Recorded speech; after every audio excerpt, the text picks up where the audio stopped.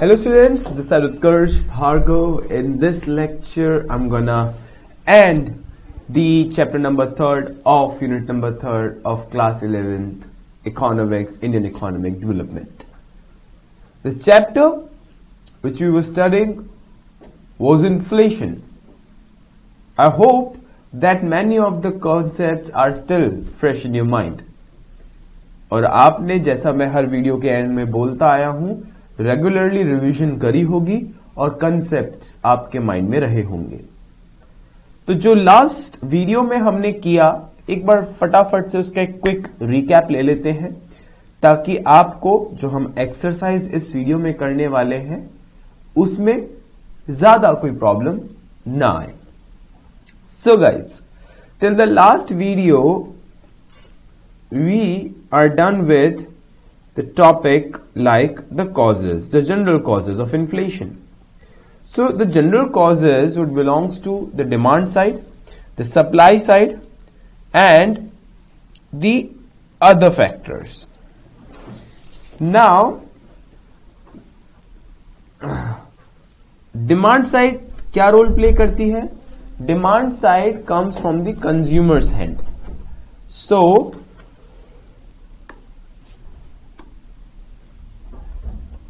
the first point was the growth of population. अगर population बढ़ती है, if the population is continuously increasing, then that would surely increase the number of people, or you can say जो लोग demand करने वाले हैं उनकी जब वॉल्यूम बढ़ जाएगी तो डिमांड तो ऑटोमेटिकली बढ़ेगी ही बढ़ेगी। दूसरा, rise in disposable income. Disposable income वो इनकम होती है which is left after deducting all the taxes and fees and fines. तो उसको पे करने के बाद जो कंज्यूमर के पॉकेट में बचा था, अगर वो बढ़ेगी तो भी आपकी इकोनॉमी में डिमांड बढ़ेगी और इन्फ्लेशन आ जाएगा। और लास्ट है that is increasing pace of urbanisation. ये क्या था? अगर एरियाज अर्बनाइज हो रहे हैं तो कहीं ना कहीं आपको डिमांड में एक बहुत बड़ा चेंज देखने को मिलेगा। In the urban areas the demand is quite higher. लोग एक्सपेंसिव चीजों की डिमांड करते हैं, महंगी चीजों की डिमांड करते हैं और कहीं ना कहीं ज्यादा वॉल्यूम में डिमांड करते हैं। सो अगर अर्बनाइजेशन ज्यादा होगी तो चीजों की डिमांड भी ज्यादा बढ़ेगी, जिसकी वजह से इन्फ्लेशन आ जाएगा। फिर क्या है? Supply factors. Supply factors comes from the supplier side, the producer side. So वो फैक्टर्स जो इन्फ्लेशन के पीछे का रीजन है, लेकिन सप्लाई की तरफ से है। लाइक पहला क्या है? Irregular agriculture supply. Guys, inflation के पीछे कहीं ना कहीं एक कोर रीजन ये भी हो सकता है कि शायद मार्केट में जो फूड है उसका रेट ज्यादा हो, क्योंकि फूड एक ऐसी एसेंशियल आइटम है जिसके बिना we can not even think our lifes. अगर मार्केट में वही फूड ही महंगा हो तो उस केस में आपको सारी चीजों के दाम कहीं ना कहीं ज्यादा देखने को मिलेंगे, क्योंकि हर किसी ने जो भी उस चीज को सेल कर रहा है उसने उस चीज को सेल करके अल्टीमेटली जाके खाना ही खरीदना है, ईटेबल्स खरीदने हैं। अब जब ईटेबल्स ही महंगे होंगे तो हर चीज का दाम बढ़ेगा। नाउ ईटेबल्स क्यों महंगे हो सकते हैं? लाइक पहला ही point is irregular agriculture supply. अगर एग्रीकल्चर सप्लाई बहुत इर्रेगुलर होगी तो उसके पीछे की यही वजह बनेगी। अगर एग्रीकल्चर सप्लाई बहुत ही इर्रेगुलर होगी तो प्राइसेस हाई रहेंगे, ईटेबल्स के प्राइस हाई रहेंगे तो हर चीज के प्राइस हाई रहेंगे, सिंपल। दूसरा, rise in price of imports. अगर इंपोर्ट के दाम बढ़ेंगे, अगर इंपोर्ट्स के दाम बढ़ेंगे तो बाहर से सामान महंगा आएगा। जब सामान बाहर से महंगा आएगा तो सिंपल सी बात है कि आगे बिकेगा भी महंगा। जब आगे वो महंगा बिकेगा तो again it will cause inflation. Then hoarding of essential goods. अगर एसेंशियल चीजों की होर्डिंग्स कोई कर रहा है तो उससे भी इन्फ्लेशन के चांसेस बहुत बढ़ जाते हैं, क्योंकि होर्डिंग के बाद एक्चुअली चीजों के दाम बढ़ जाते हैं और जब दाम बढ़ेंगे तो वो इन्फ्लेशन करेगा। This is also known as the artificial scarcity, कि जब आपने जानबूझ के चीजों की होर्डिंग करी और मार्केट में दिखाए कि चीजों की तो कमी चल रही है, तो जिसकी वजह से इन्फ्लेशन आएगा। Then monetary and fiscal factors. Monetary and fiscal factors, मैंने ये वाली चीज बताई थी। Monetary means which belongs to central bank, fiscal belongs to government. तो कई बार गवर्नमेंट क्या करती है, rise in the level of government expenditure. अगर सरकार अपना एक्सपेंडिचर बढ़ाएगी तो अल्टीमेटली इकोनॉमी में पैसा ज्यादा जाएगा। जब इकोनॉमी में पैसा होगा ज्यादा तो कहीं ना कहीं आपको देखने को मिलेगा कि लोगों की इनकम का लेवल भी ज्यादा है। दूसरा, deficit financing, printing of new currency notes. अब जब नए करेंसी नोट्स प्रिंट करेंगे तो अगेन वो इंजेक्ट होंगे, अगेन वही लोगों की इनकम का लेवल बढ़ेगा, वो डिमांड ज्यादा करेंगे, इन्फ्लेशन हो जाएगा। And then the revenue policy. So revenue policy, guys ये वर्ड्स हम ठीक कर लेते हैं। That is actually the revenue policy.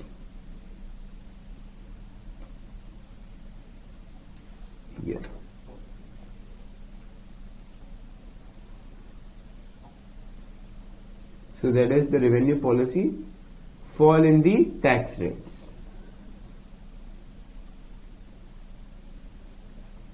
Tax rates. Fine. So which encourage the inflation. Sometimes what happens, सरकार अपने टैक्स रेट्स को इकोनॉमी में चेंज कर देती है, और जब गवर्नमेंट टैक्स रेट्स को चेंज कर देती है, so in that case what usually happens,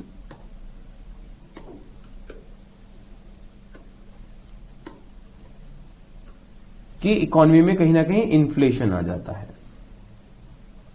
then effects of inflation की हमने बात करी थी। अब इन्फ्लेशन के क्या इफेक्ट्स थे? इन्फ्लेशन वही, रियल इनकम डिक्लाइन हो जाती है, रियल इनकम बहुत ज्यादा गिर जाती है। रियल इनकम से हमारा क्या मतलब था? Real income was all about the purchasing power, हमारी चीजों को खरीदने की क्षमता, that is known as the real income. अगर इन्फ्लेशन बढ़ रहा है तो उस केस में लोगों की जो इनकम है उसकी परचेजिंग पावर बहुत ज्यादा कम हो जाएगी।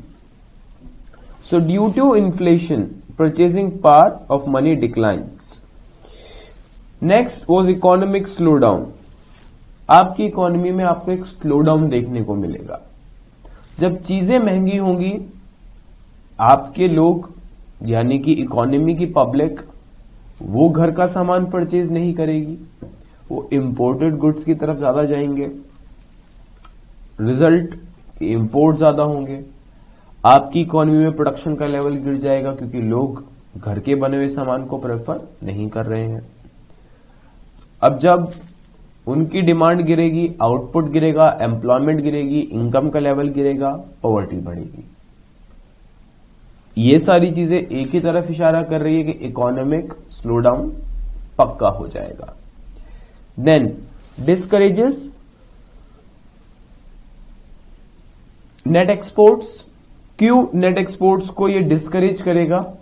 सिंपल सी बात है कि अगर इन्फ्लेशन है आपकी इकोनॉमी में तो वो इन्फ्लेशन आपकी इकोनॉमी में इंपोर्ट्स को कहीं ना कहीं बढ़ावा देगा एंड देन दूसरी तरफ एक्सपोर्ट्स को वो डिस्करेज करेगा।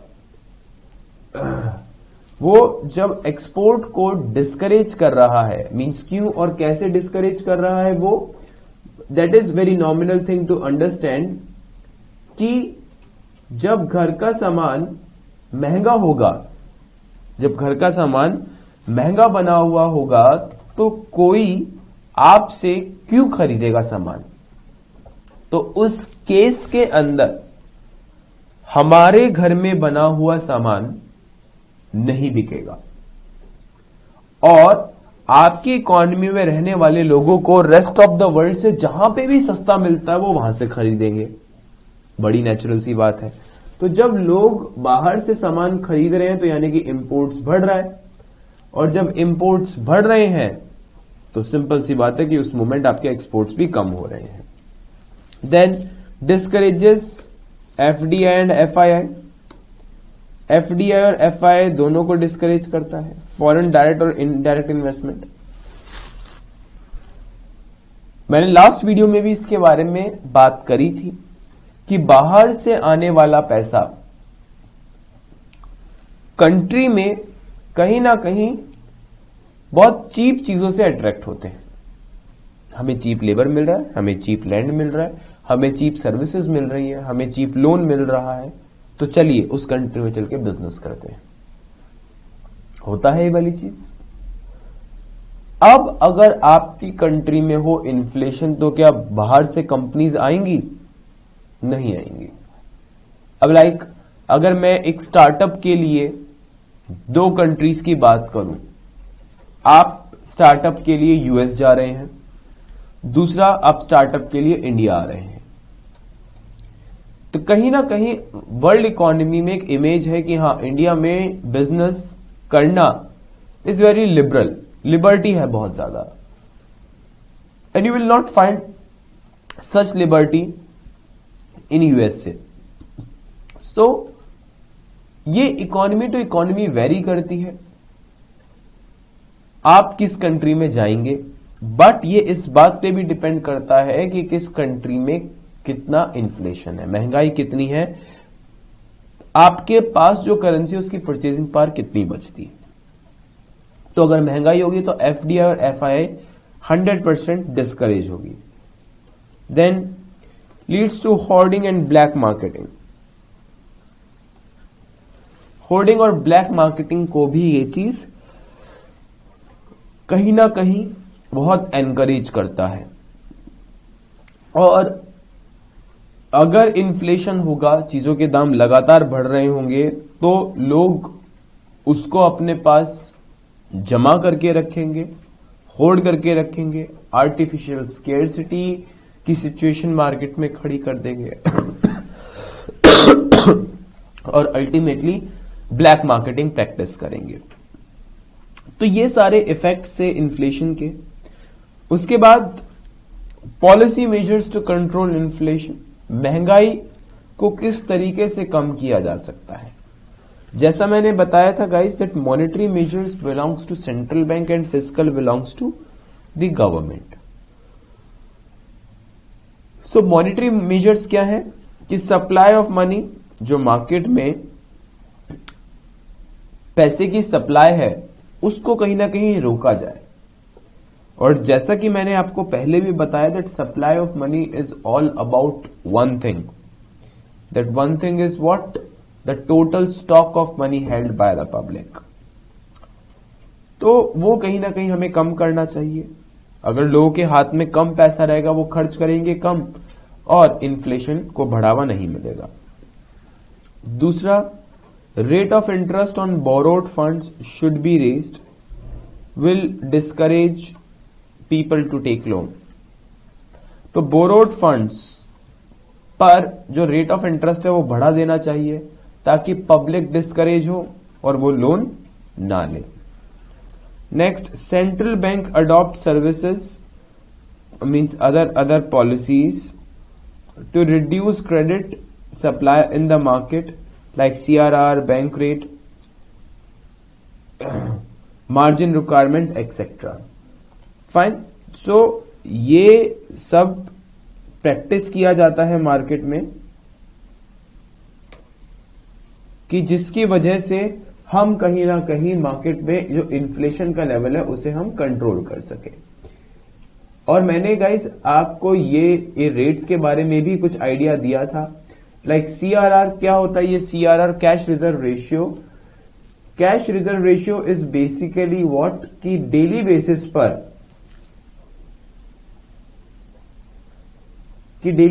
पर हर कमर्शियल बैंक को सेंट्रल बैंक के पास कुछ पैसा भिजवाना पड़ता है। That is known as the cash reserve ratio, जिसे इन्फ्लेशन के वक्त बढ़ा दिया जाएगा। बैंक रेट वो रेट ऑफ इंटरेस्ट था जिस पर सेंट्रल बैंक कमर्शियल बैंक को लोन देता है, वो भी बढ़ा दिया जाएगा। मार्जिन रिक्वायरमेंट्स क्या होती हैं कि जब आप लोन लेते हो तो जो कोलेट्रल रखवाते हो वो कोलेट्रल की जो वैल्यू है उसका आपको 70-80% ही लोन मिलता है। जो बाकी का 20-30% उन्होंने कट कर दिया, वो कट ही मार्जिन है। इन्फ्लेशन के वक्त यह मार्जिन बढ़ा दिया जाएगा। सिंपल। फिस्कल मेजर्स क्या है हमारे, जो गवर्नमेंट करती है। तो गवर्नमेंट बिल्कुल पब्लिक एक्सपेंडिचर को कम से कम करेंगे ताकि लोगों के पास पैसा कम जाए। होर्डिंग्स को सरकार कोशिश करेगी कि बिल्कुल कम करे। टैक्स रेट्स को बढ़ा दिया जाए, अगेन कि लोगों के हाथ में जो परचेजिंग पावर है वो बहुत कम हो जाए। And government will decrease the deficit financing, वो नए नोट्स को प्रिंट नहीं करेंगे। वो बड़ी ऑब्वियस सी बात है, ऑलरेडी इकोनॉमी में पैसे की वॉल्यूम ज्यादा है, then what is the use to print new currency. Fine. चलिए फटाफट से गाइस बात करते हैं क्वेश्चन आंसर्स की। पहला क्या है, define inflation. What is inflation? मैंने आपको इसकी बहुत सारी डेफिनेशन इस चैप्टर में बहुत बार बताई। The persistence, the continuous increase in the price level in an economy is known as inflation. Inflation क्या है? Is a situation of persistent and appreciable rise in price leading to fall in the purchasing power of money. Very simple. So the persistent rise in price of the commodity leading to fall in the purchasing power of money. Then what is deflation? The second question. Inflation का उल्टा deflation, जब चीजों के दाम गिरने शुरू हो जाए। Deflation is also known as the recession guys. क्या लिखा हुआ है? Deflation is a situation where prices are falling and the value of money is rising. Fine. So that is known as the deflation. Then what is stagflation? तो stagflation का मतलब क्या है? Stagflation is basically the mixture of inflation and stagnation, की economy रुकी भी हुई है और साथ साथ आपकी इकोनॉमी में महंगाई भी बढ़ती जा रही है। मींस कोई जॉब अपॉर्चुनिटीज नहीं क्रिएट हो रही, आपको कुछ बढ़ता हुआ नहीं दिख रहा सिवाय प्राइस के। That is known as the stagflation. So क्या लिखा हुआ है? Define stagflation.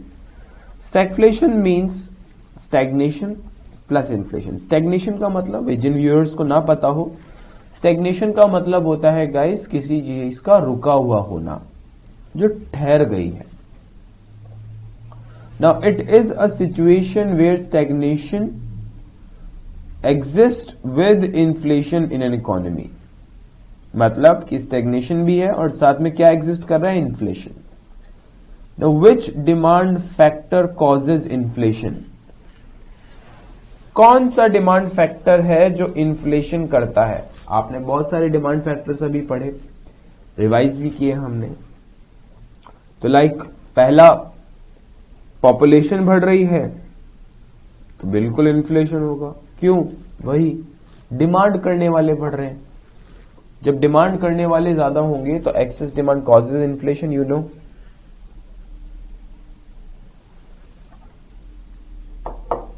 नेक्स्ट क्या लिखा हुआ है? Rise in employment. बहुत ज्यादा लोगों के पास रोजगार आ जाएगा तो अगेन कहीं ना कहीं इन्फ्लेशन भी होगी. Increasing pace of urbanization causes inflation. तो अर्बनाइजेशन भी इन्फ्लेशन करता है, ये भी हमने अभी इस वीडियो में भी हमने रिवाइज कर लिया है. तो ये सारे कहीं ना कहीं डिमांड फैक्टर से इन्फ्लुएंस्ड टॉपिक्स हैं और आप और भी लिख सकते हैं जो हमने ऊपर अभी आपको थोड़ी देर पहले पढ़ा है. Then fifth question, which supply factors cause inflation. तो जहां डिमांड की बात हुई अब सप्लाई की बात कर लेते हैं. तो क्या लिखा हुआ है? पहला, होर्डिंग ऑफ एसेंशियल गुड्स. अगर एसेंशियल चीजों की होर्डिंग हो तो कहीं ना कहीं इन्फ्लेशन होता है कि वही कि लोग तो डिमांड करेंगे और प्राइस लगातार बढ़ते चले जाएंगे. और क्या लिखा हुआ है? Irregular agricultural supply. Agriculture supply कहीं ना कहीं बहुत ज्यादा इर्रेगुलर है. तो अगर इर्रेगुलरिटी उसमें कॉन्टिन्यूसली बनी रहेगी तो चीजों के दाम भी बढ़ते रहेंगे. Rise in administered price. So जो एडमिनिस्ट्रेड प्राइस है इस पे सरकार लगातार नजर गड़ाए बैठी है. अगर उस चीज के दाम बढ़ जाए, may be because of artificial scarcity और बिकॉज ऑफ समथिंग एल्स, तो अगेन उससे इन्फ्लेशन होगा ही होगा. And inadequate growth of industrial production. तो अगर प्रॉपरली ग्रोथ ना हो इंडस्ट्रियल प्रोडक्शन की तो वो कहीं ना कहीं चीजों की कमी हो जाती है मार्केट में और प्राइस बढ़ जाते हैं. Are some of the supply factors which cause inflation. तो ये कुछ ही रीजन थे सप्लाई फैक्टर से. भाई आप नोट्स स्क्रॉल कीजिए, आपको और भी पॉइंट्स इसके मिल जाएंगे. हमने लास्ट वीडियो में भी इसके ऊपर बहुत डिस्कशन करी थी. Next, what is demand pull inflation. I hope कि हमारे स्टूडेंट्स को पहले से इसका आंसर बिल्कुल क्लियर है. Demand pull inflation, first of all this is a type of inflation which comes from the consumer side, जो कंज्यूमर की तरफ से आता है. Now what was the definition? When a consumer, or you can say when the consumers are doing excessive demand in the market, that excessive demand will give a signal to the producer that yes, consumers are ready to pay high price and producers will charge high price, due to which the prices will start increasing and known as the demand pull inflation. तो आई hope कि सारी बातें आपको याद होंगी कि demand pull inflation के वक्त सिर्फ महंगाई के पीछे का एक ही रीजन है, वो है कंज्यूमर के थ्रू की गई बहुत ज्यादा डिमांड. तो अगर कंज्यूमर डिमांड को बढ़ा रहा है तो उस केस के अंदर वो एक सिग्नल देता है प्रोड्यूसर को कि हां देखो मैं हाई प्राइस देने के लिए तैयार हूं, और प्रोड्यूसर हाई प्राइस चार्ज करना शुरू कर देता है. So demand pull inflation arises when there is an excess demand for goods over their supply. Next question, what is cost push inflation. Cost push inflation का मतलब, this word cost belongs to the producer side, ये producer की तरफ से आता है. अब producer की तरफ से इन्फ्लेशन कब होगा? Very simple thing, when the cost of production is increasing. मतलब when the inflation is taking place, the inflation is taking place because of the rise in the cost of production. Now, why the cost is increasing? There can be so many reasons. Maybe the increase in the tax rates on production, maybe increase in the price of raw material, maybe change in any government technology or something like that. Because of that, the cost is increasing. So cost push inflation occurs when rise in price is due to rise in cost of production. बिल्कुल सीधा और simple. Now, what is inflation rate? Inflation rate क्या होता है भाई? महंगाई का दर. So inflation rate is a chief measure of price inflation.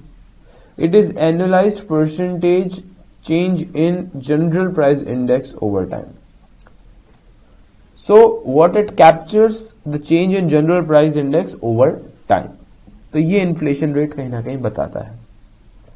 Who controls and monitor monetary policy in India? It's of course the monetary authority, means RBI. So the RBI controls and monitors the monetary policies in India. Fine. What is fiscal policy? Fiscal policy क्या है आपकी? Simple, ये भी आपको पहले पढ़ाया गया है. Fiscal policy is the expenditure and revenue policy of the government. So fiscal policy is purely used by, controlled by, examined by and supervised by the government. Fine. So that was the fiscal policy and the monetary policy in India. So we are done with this chapter inflation, guys. I hope you enjoyed this chapter, which contained a lot of good concepts in relation to the inflation. So we'll catch you soon in the next video with the next chapter, which is going to be infrastructure. So come back soon, guys, and that chapter is really very interesting, believe me. Till then, take care of yourself, study hard, keep revising, and thank you so much, and come back soon. Bye-bye.